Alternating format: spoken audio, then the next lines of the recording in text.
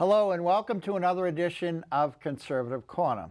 We are a monthly news magazine, or rather a monthly news political show, based here at the wonderful New TV Studios in Newton, Massachusetts.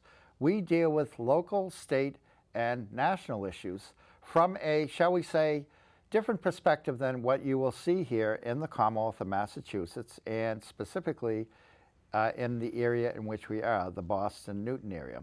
By that I mean the media and the politics in the state are very much slanted to the left, especially now. The Democrats control the state. The Democrats control every statewide elected position, including all 9 congressional seats, much to our dismay. We, as a Republican Party, are more or less backbenchers. We are in the loyal opposition. However, we are loyal in the sense that we are very loyal to our federal government and to our President Donald Trump and to the Congress, which is Republican, and the Senate, which is Republican. And for that, we are very grateful to all 3 branches of the government, which are very heavily Republican. And that will continue for a very long time. So while we may not have achieved that type of hegemony politically in our state, we more or less wink and nod and we say, well, that's Massachusetts. But nevertheless, we're still trying, and we will continue to try to make inroads with our Republican Party and our Republican values into the Commonwealth of Massachusetts. And we believe that while we are down now politically, we'll be back in a year, 2, 3. It may take a while, but we always come back. You can count on that with the Republican Party of Massachusetts. But here we are. It's towards the latter half of March, and that means we've now been close to 60 days, if not more, by the time you see this show, into the Trump administration. And I'm sure that many of you have noticed that things have happened rapidly in a very positive direction. Basically, if you can picture this, picture the Kentucky Derby, picture Suffolk Downs, when the alarm goes off, when the gun goes off, and the jockeys and the horses zoom right out of the gates. Well, that's exactly what the Trump administration has done. Right from January 20th, right from the day of the inauguration, which I was very happy to attend. Right from that day, it has been a nonstop movement forward, forward, forward. Trump has done so much to reverse the, shall we say, the chaos of the last administration, that it's hard for both the established media and the Democrats to keep up with them. They can't. So much has been happening. And with that in mind, we have with us a very distinguished member of our Massachusetts Trump campaign, who was the co-director, the co-chair of the Massachusetts Italians for Trump, and de facto New England Italians for Trump, who is a very effective member of our very successful campaign to elect Donald Trump, and that is Dr. Dominic Amara of East Boston. And thank you, Doctor. I'm really glad to have you back here. We've had you here before, and I'm very glad to see you again. You know, Dom, when on the election, when it did happen, I was very nervous when it happened, but things went our way very quickly, and by the next morning, we could breathe a sigh of relief. And of course, as we got towards the inauguration itself, we knew that things were going to be happening quickly and moving in a very, very effective direction. So now that we're here, 2 months beyond the inauguration, and this is, people talk about the first 100 days, we're talking about the first 60 days. What are your feelings, having been involved really in the threshold of the Trump campaign throughout most of 2024? What are your feelings as of now, and what do you see happening? And just give us a sense of where we've been and where we're going. Well, I think what I've seen and is that I think what Trump has done has put his money where his mouth is. We saw in the Clinton campaign, and we saw in the Obama campaign, where there was a lot of rhetoric that they were going to get rid of the waste, and I think that's his key, besides the border issues, et cetera. But I think the Americans wanted to see the elimination of waste. There was a lot of rhetoric about that. What he did was he said, I'm taking a different tack. I'm going to actually do it administratively, because doing it through the Congress would never happen, because people in the Congress would not want to eliminate or reduce their ability for their perks. And he said, I'm not going that route. I'm going to do it directly. Because if I'm going to go to the Congress and saying, I want a bill to pass this to get rid of this particular waste, et cetera, it would have been so convoluted, nothing would happen. What he did was to do it directly. And I think I give him all of the credit, the intelligence. He picked one of the best people in the world to do that. And he's doing it surgically, rather than to try and entice people with this as way it ought to be done, et cetera, et cetera. So I think most people, if they're honest with themselves, saying that Trump is really the economic savior of this country, because we could not continue to go on the way we're going. We can't keep on spending what we don't have. I mean, people saying, I want this program for this money, I want this money for this program, et cetera. What if we don't have any money? And that's essentially where we were going. And I think without Trump, America would have been bankrupt in a generation. Doctor, I remember, as do you, the tail end of the Reagan administration into the George H.W. Bush administration into the Clinton years, where there was such a turnaround in the economy from the Great Society and prior to that the New Deal, where Reagan at least slowed the level of spending for the federal government. And it reverberated in a positive way for the economy. The economy was booming right through the 90s, to the point where there were several years where the budget was actually balanced. And to think of that happening now would not be the case. We can't think of that right now. And I do recall at that time, George H.W. Bush was pushing for a balanced budget amendment. He tried so hard, but he didn't. He was working with the Democrat Congress. Now, picture if we had that today. We wouldn't be in this fiscal mess. This country is trillions in debt. So what does Trump do? Trump is a businessman. Trump is one of the most successful business people in the history of the country. He's amazing in what he's done. And he's brought the smartest business people into his administration. And they say, well, it's a billionaires club. But bear in mind, Trump is not taking a salary. Trump doesn't care about making more billions than he already has.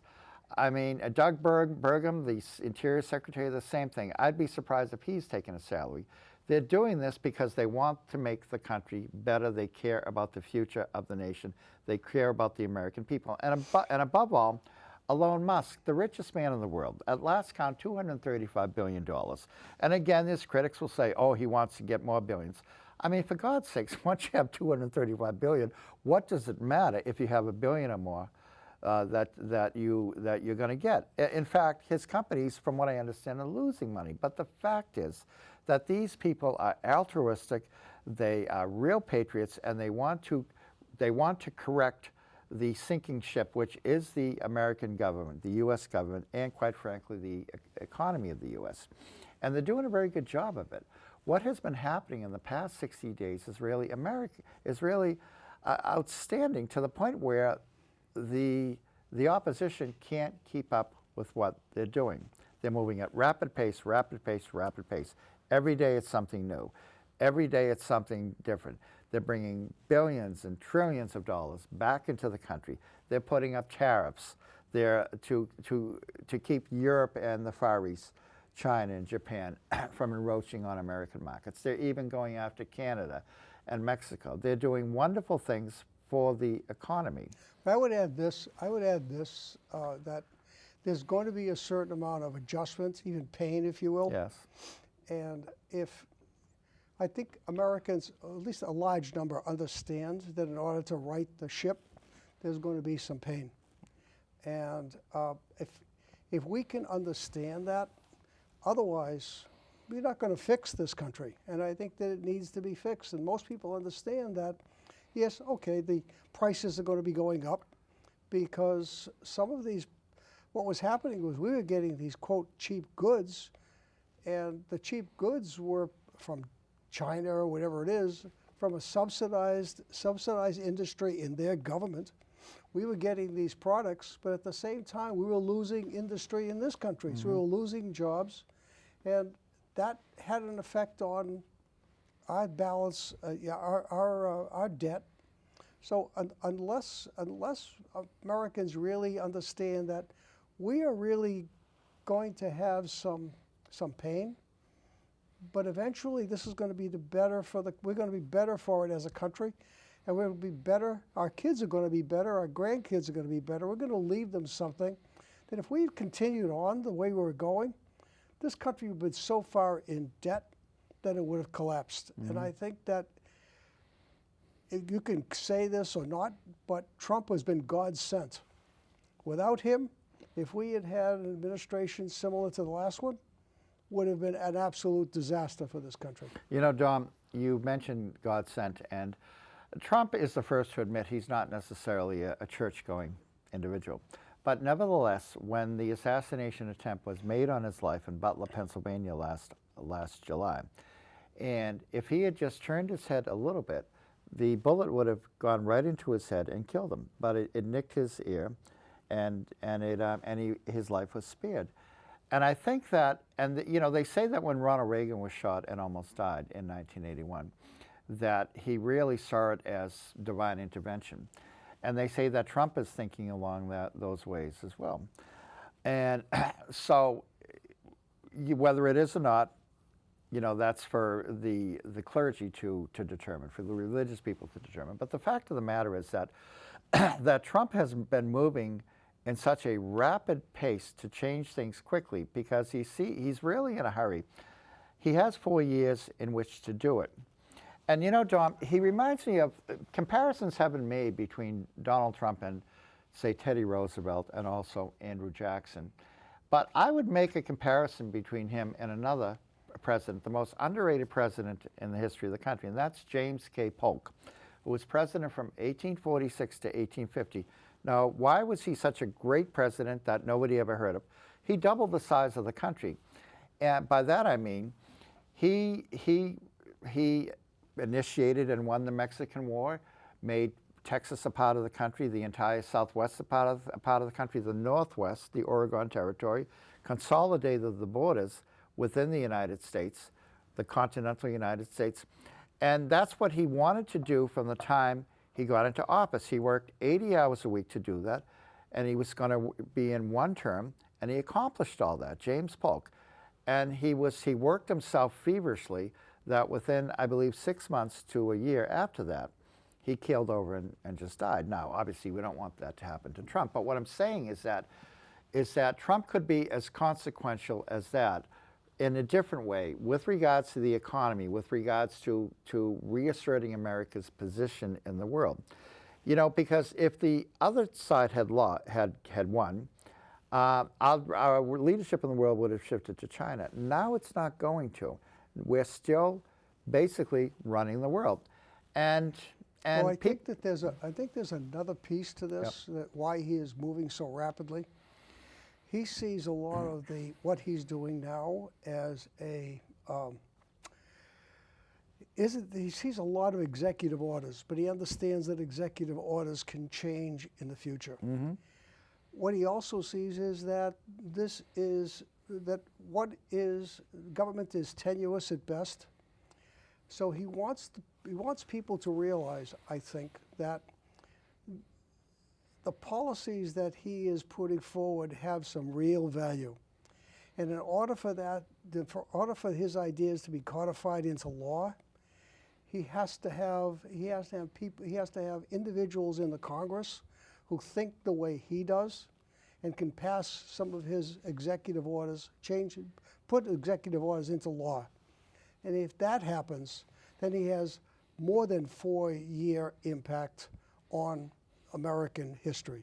Yes, indeed. So he's looking at this and saying, I see an election coming up, that midterm election coming up. He wants people in there who can give him a strong Congress, a Republican Congress, a conservative Congress, one that can solidify his ideas. And I think then he's going to have that kind of long-term impact that he's looking for, not just one of which I think the Republican ideals are finally going to take hold. Whether or not they're going to be a Republican Party, that we perhaps would love to see, that's going to take a long time. But I think conservative ideals are what he's after, and I think we see that now. Well, you know, it's interesting. If I want to just shift to the Commonwealth, to the state for a moment, there are still some bastions, usually what I call the bookends, the West Coast, California, and then you have the East Coast, New England, New York, which are still trapped in their liberal biosphere, their liberal circles. And they don't understand or grasp that the country has moved on from them. And when I say them in particular, I'm referring to the governor of the Commonwealth, Maura Healey, and the mayor of Boston, Michelle Wu, and both of whom are so out of touch with the mainstream in this country, it's unbelievable. Now, for example, the mayor of Boston, Michelle Wu, basically humiliated herself and the city of Boston when she testified at a congressional hearing and tried to explain why she's against ICE and the federal government taking illegals out of Boston, and how she and her police department are not going to cooperate with the federal authorities to do that. And she's a protege of Elizabeth Warren, which shouldn't surprise us. She's completely clueless. Then you have Maura Healey, who has been spending over $1 billion of our tax money, of our state tax money, which you and I, within a month, will have to pay, unlike New Hampshire, which has no state taxes, in order to cover the housing and other related costs for the illegal immigrants. And eventually what's going to happen is the federal government, under Kristi Noem, Homeland Security, and under Tom Homan, the head of ICE, they're going to get tired of their rhetoric, and they're going to come in and basically clean up the city of Boston, clean up all the surrounding areas, get the illegals out with or without the cooperation of the state authorities. And not only that, but I can picture the federal government under Donald Trump getting fed up and just pulling the plug on all types of federal aid to the state. Not just this state. It's going to happen in Illinois, it will happen in Oregon, and happen in other places. And it will be deserved, well-deserved, in a negative way, because they will have brought it upon themselves. They are completely clueless. And, you know, does Maura Healey really believe that the people of the Commonwealth want illegals in their midst? No, I tell you, live in Boston. As a resident of Boston, I'll tell you that if you ask most people who really are in the know, the ordinary person that gets up and goes to work and goes to church, and they do not want to see criminal elements in their neighborhood. For her to say that, for Mayor Wu to say that she is not going to cooperate is a slap in the face to Boston. It's a slap in the face to people who get up in the morning and go to work and want a safe environment for their kids. And unfortunately, these people have yet to understand that they have the power of the vote. And when they realize they have the power of the vote, if indeed they exercise that power, then I think she's toast. Mm-hmm. And I think the Republican Party in the state has to do a better job of notifying or educating people in Boston and in the state. But if we're talking about Boston, we don't want that kind of element in our city for our kids, for our neighborhoods. And I think that a strong education program is necessary on the part of the state. Republicans have that kind of responsibility. If they don't do that, then that abrogation is to their detriment, to the detriment of the state and detriment of the city. Now, I'm sure that you watched, as did we all, the president's address before both houses of Congress. Yep. And we saw those fools in the Democrat Party sitting there like automatons, just sitting there like robots, and they didn't move an inch. They were programmed. Despite the fact that they wouldn't even stand for or applaud or acknowledge the special guests that the president had. For example, the 14-year-old boy who was recovering from brain cancer, who Trump made an honorary member of the Secret Service, the young man who Trump led into West Point at that time, the young lady who was killed by illegal immigrants, whom Trump named a national seashore area after her. And the list could go on and on. So looking in the audience, I happened to notice Catherine Clark from Winthrop, who just sat there like the arrogant fool that she is, sat there practically on her hands, as did Congresswoman Lori Trahan and that fool Jim McGovern from Worcester. And they didn't respond at all, as if they have ice in their veins. How could you not stand and applaud for a young boy who's going through cancer, who's so proud to have gotten this honorary, to be honored by the president? And then the biggest one, of course, was Elizabeth Warren. And for the life of me, I can't understand why the people of this Commonwealth keep voting her in. We had a wonderful candidate, a Marine, John Deaton, who ran against her, and he got only 40% of the vote. He was a superb candidate, and yet we let her back in. She's an embarrassment. Elizabeth Warren is an embarrassment to the Commonwealth, and Ed Markey is up for re-election in, I believe, 2 years, maybe even next year. He's got to go as well. He was there when, he's been there since I was in high school, for God's sakes. He was there when I was 16 years old, and I'm in my 60s right now. The point is, these people are an embarrassment to our Commonwealth. You know, at the convention, Republican convention in Milwaukee, we had a very distinguished speaker at one of our Massachusetts breakfasts, and it was Byron Donalds, congressman from Southwest Florida. And I asked him privately, I said, what do we do about that, all of our Congress people? He said, I don't know, they're crazy. And he used the term crazy, because they are crazy. And the problem is they represent us. You know, of the 9 of them, one is worse than the other. None of them are any good. None of them are at all. And it's an issue and it's a problem. So the bottom line is, it's hard to get them out of office, but we have to try. We have to try as much as we can. But here's my question to you, is that with more and more of our population, even within the state, being independent. They're the largest voting bloc. Right. It's therefore a cultural issue and less a political one, I think. They're not married to the Democratic Party any No, not longer. at all. So this is, to me, sounds like a great opportunity for the Republican Party. It is, it certainly is. And what is that? I'm going to ask the next question, Yes. which is going to be perhaps difficult for you, because you're the expert. oddly, But you are an expert. You're one of the most intelligent people I know on this.